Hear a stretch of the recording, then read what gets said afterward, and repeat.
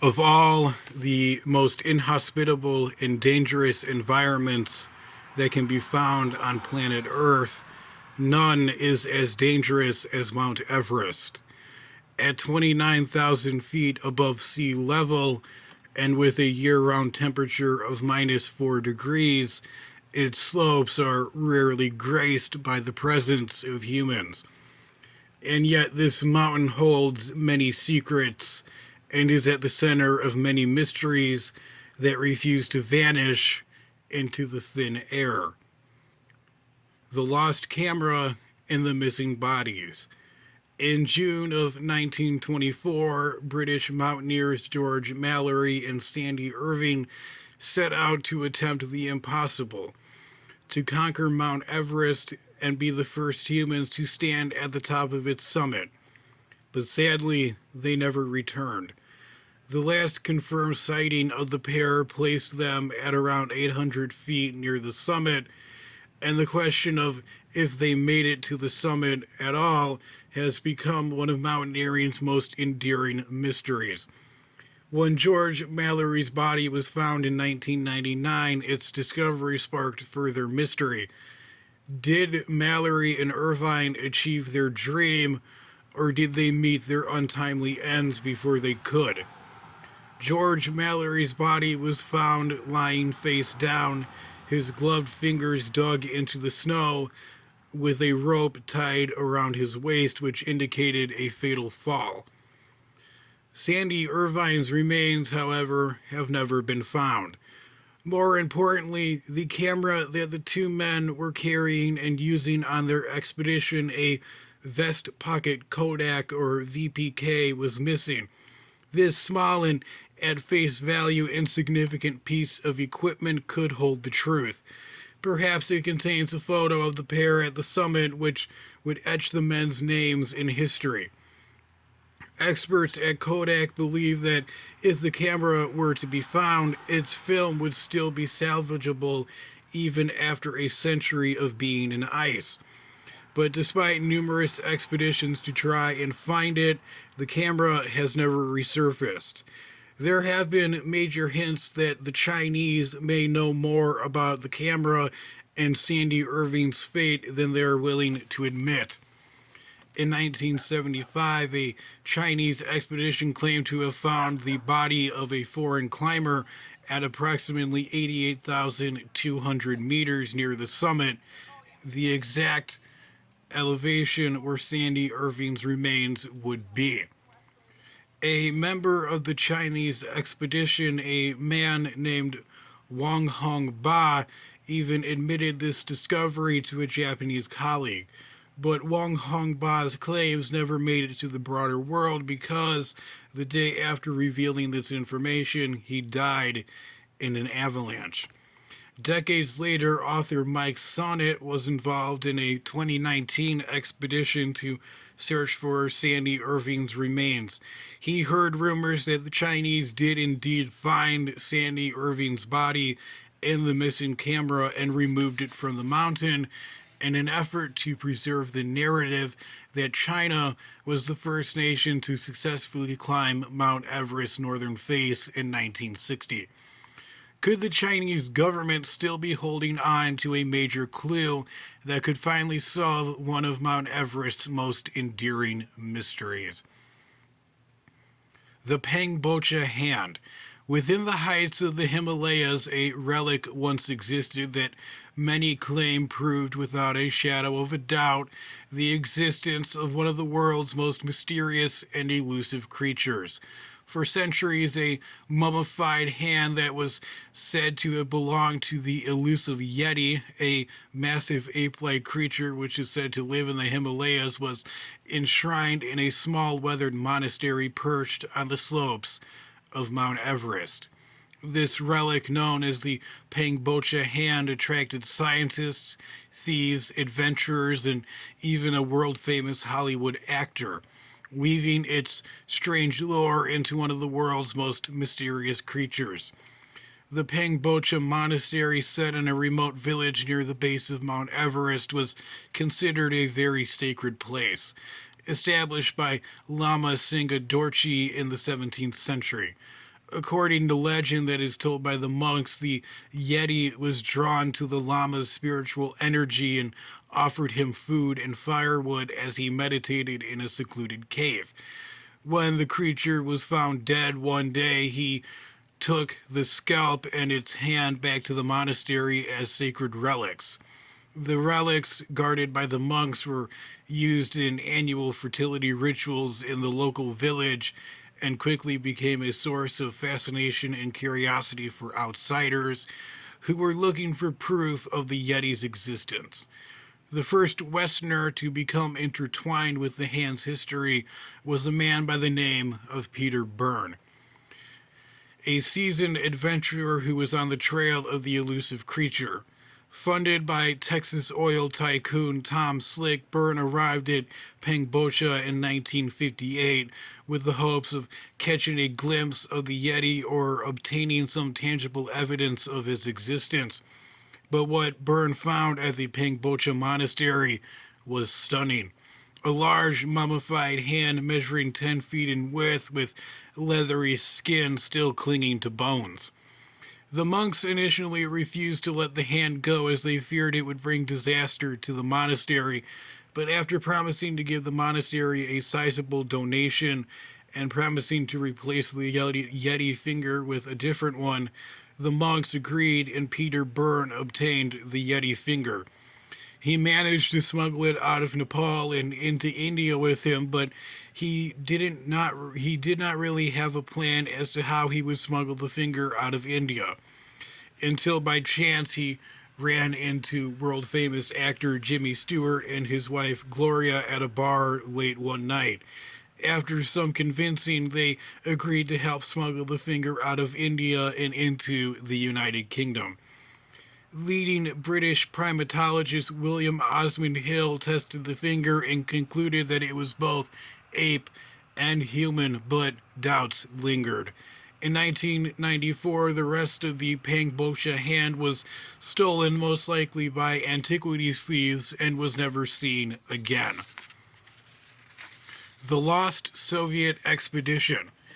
In the chill autumn of 1952, rumors began to spread through mountaineering circles. The Soviet Union had set its sights on Mount Everest. While the British and the Swiss were locked in their own race to claim the world's highest peak, a new contender was seemingly emerging from the shadows of the Cold War. A team of 35 climbers was led by a man named Dr. Pavlov, who was said to be assembling for a daring assault on Mount Everest's snowy crown. They had one simple and extraordinary goal: to place statues of Soviet leaders Vladimir Lenin and Joseph Stalin on the summit of Mount Everest as proof that not even the world's highest peak could hold back the strength of the USSR. Soviet newspapers at the time had long dismissed mountaineering as a bourgeois and non-Soviet activity, but the times were changing. With the Iron Curtain descending over Eastern Europe, the Soviets looked to the mountains as a new frontier of political glory. Reports indicated that after a training expedition on Mount Lenin, the highest peak in Russia, the team was then immediately dispatched to the Himalayas. They were laden with innovative equipment. They were outfitted with self-heating clothes, special leather boots that eliminated any possibility of skidding, and an oxygen apparatus that was designed as being lighter than anything used before.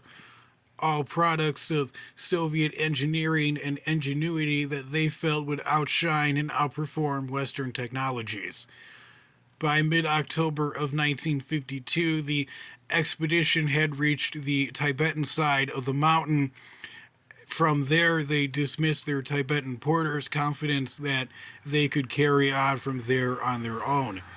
According to scattered radio transmissions, the team had reached what was known as Camp 8 at 27,000 feet and was preparing for the final ascent to the summit. 2 days then passed and then silence. No one heard anything from the Soviet climbers. As the year of 1952 drew to a close, an extensive 18-day search found no trace of the Soviet climbers. It was almost as if the mountain had swallowed them whole, or they had vanished into thin air.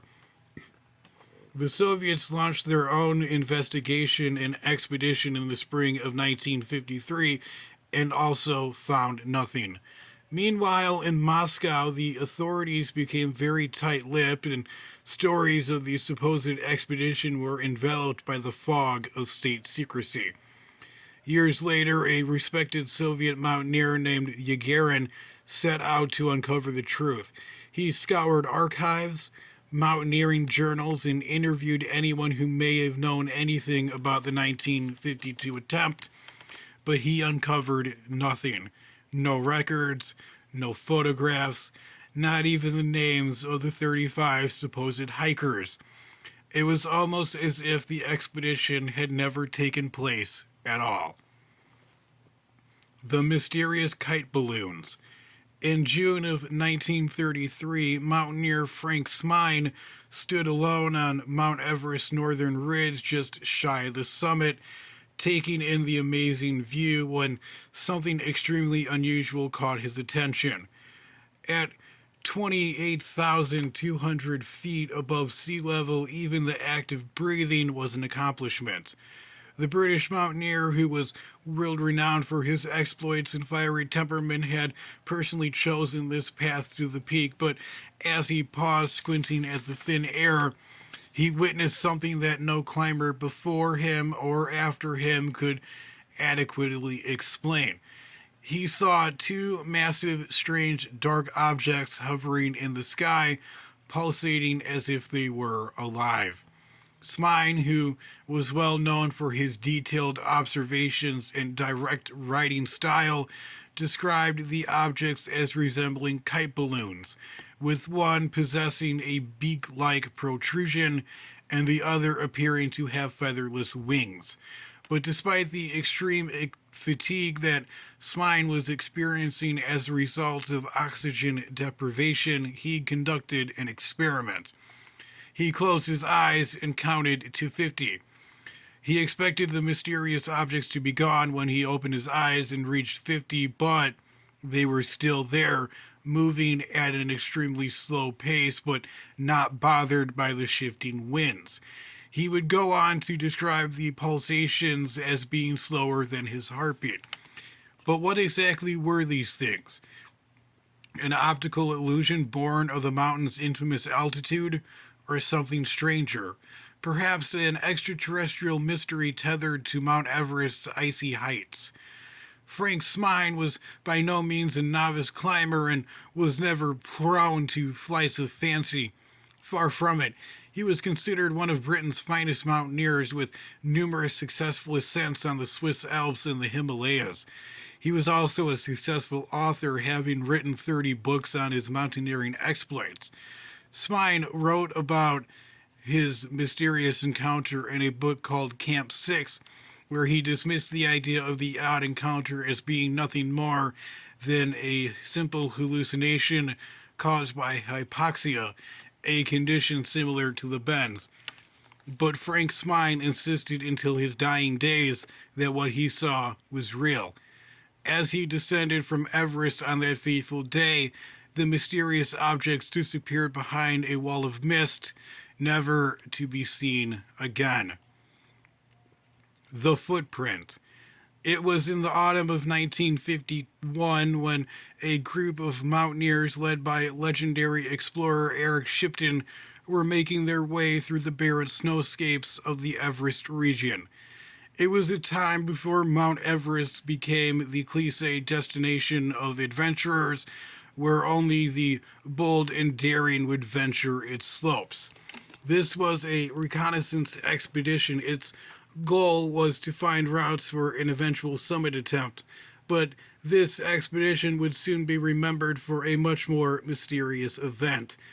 As the team made their way through the Minglong Basin, Shipton and his companion, Dr. Michael Ward, stumbled upon a very strange sight: footprints in the snow. But these were not the typical footprints of an animal or a man, but something altogether stranger. The appearance of these footprints at 15,000 feet above sea level was unnerving, to say the least. One of the mysterious footprints was captured in a photograph. In comparison to Dr. Ward's boot, it was twice the size of a normal human foot, its toes deformed and misshapen. The seasoned and reasonable men were baffled by this. Exactly who or what could have made such a print in a place so desolate and devoid of life? The mountaineers followed the footprints. They seemed to walk across small crevices, leaving claw like markings in the snow. The team eventually settled down for the night, all while pondering about what they had discovered. The rest of the team attempted to see the mysterious footprints as well, but wind and snow by that point had distorted them to the point where they did not look like footprints, but their unusual shape and size remained clear. When Shipton returned to England and had the photographs published, excitement and curiosity was quickly aroused. Monster hunters and mountaineers were quick to explain that these mysterious footprints were caused by the mysterious and elusive Yeti, a creature long rumored to stalk the Himalayas. Michael Ward, a doctor by training, approached the mystery with a great degree of skepticism. In a 1999 article that he wrote for a magazine called the Alpine Journal, Ward offered a more grounded theory as to the origins of the mysterious footprints. He suggested that the tracks were made by nothing more than inhabitants of the nearby Rungshrong Gorge, which is not far from where the prints were found. Ward explained how he had witnessed Himalayan people navigate through the snow barefoot as a way to prevent slipping and skidding, their feet adapted to the cold after years of exposure. He also recalled seeing a Nepalese Highlander severely deformed feet as well. These deformed feet could have easily created the footprints, but for many, the photographs of Eric Shipman are proof that this mythical and elusive Yeti still exists somewhere out there in the heights of the Himalayas.